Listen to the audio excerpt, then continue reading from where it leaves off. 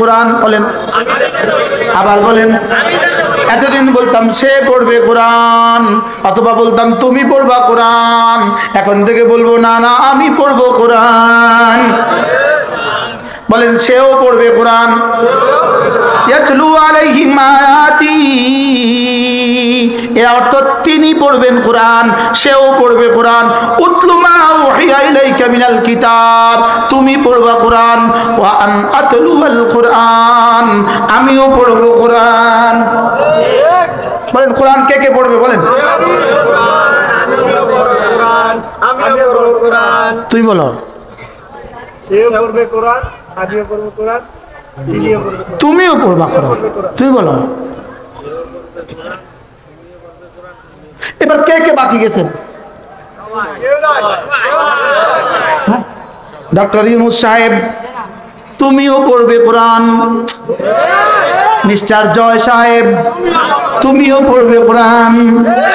Mister Tarique Zia সাহেব তুমিও পড়বা কোরআন, আমিও পড়বো কোরআন, তিনিও পড়বেন কোরআন। কে কে পড়বে কোরআন বলেন? কি? আমিও পড়বো কোরআন, তুমিও পড়বা কোরআন, তিনিও পড়বে কোরআন। আর কোনো শব্দ বাকি আছে? হি, দে, ইউ, ইউ, আই, উই, সে, তারা, তুমি, তোমরা, আমি, আমরা। আর কোনো শব্দ বাকি আছে?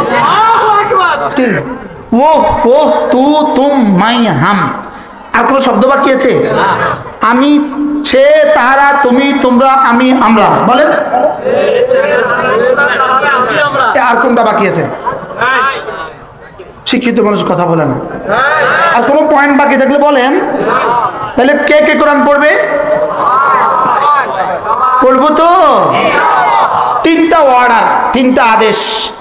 এক নাম্বার আন আবুদা, দুই নাম্বার আন আকুনা মিনাল মুসলিমিন, তিন নাম্বার আন আতলুল কোরআন। তিনটা আদেশ রব্বে কারীমের। এক নাম্বার আমি ইবাদত করব, দুই নাম্বার আমি মুসলমান হব, তিন নাম্বার আমি কোরআন কারীম পড়ব। এবার রব্বুল আলামিন বলেন ফামান ইহতাদা ফাইন্নামা ইয়াতাদি লিনাফসি, যদি তুমি এই কথাগুলো মেনে নাও, যদি তুমি এই কথাগুলো মেনে নাও তাহলে তোমারই লাভ। সুবহানাল্লাহ। এই কথাগুলো মানলে লাভ কার?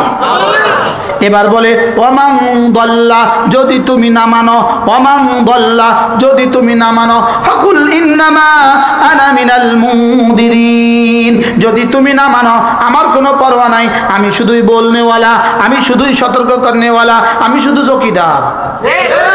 চৌকিদারে কি করে? বলে, সতর্ক করে। শুধু মাইকে বলে। শুধু কি করে বলেন?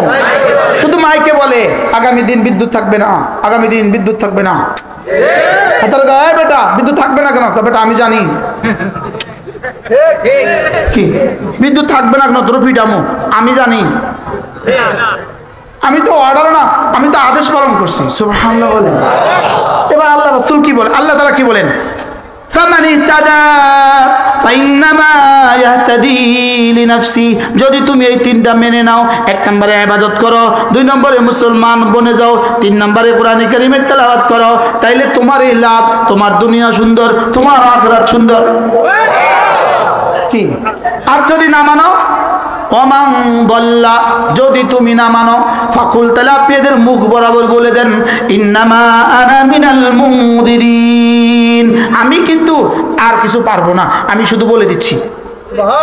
এই জন্য আমরা হুজুরেরা ওয়াজ শেষে একটা কথা বলি, ওয়ামা আলাইনা ইল্লাল বালাগ, আমার কথা কান পর্যন্ত দেওয়া, দিলে দেওয়ার দায়িত্ব আমার না, দিলে নেওয়ার দায়িত্ব তোমার, আর দিলে দেওয়ার দায়িত্ব তার।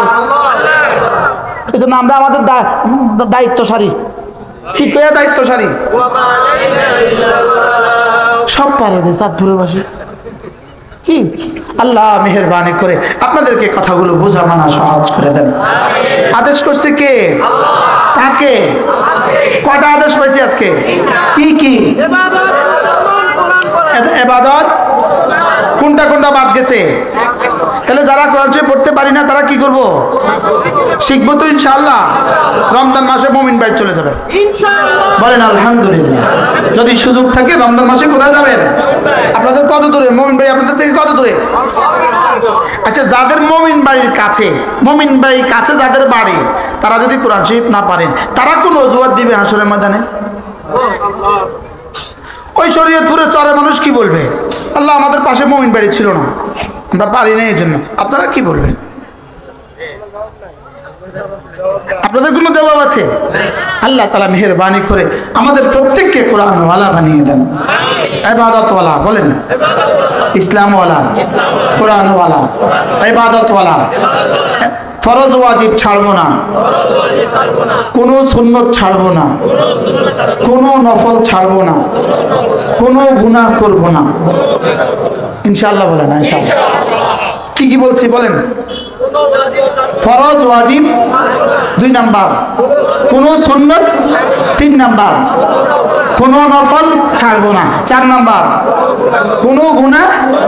আল্লাহ, যদি এই স্লোগানের উপরে আজকে বাড়ি যেতে পারেন, জীবন কেমন হবে?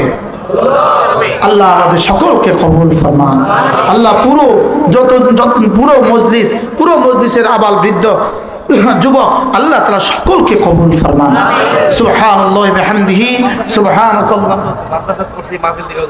এই মাদ্রাসা না, আল্লাহ এই মাদ্রাসাকে কবুল করেন। এই মাদ্রাসার জন্য তারা কিছু দিছিল আজকে? এই মাঠ থেকে কিছু দিছিল? হ্যাঁ, এই মাঠে প্রত্যেকেই বরকতের জন্য একটু শরীক হন, প্রত্যেকেই বরকতের জন্য। এগুলো বন্ধ করো, 1,000 টাকা, 2,000 টাকা, 5,000 টাকা দিয়া বরকতের জন্য একটু শরীক হন।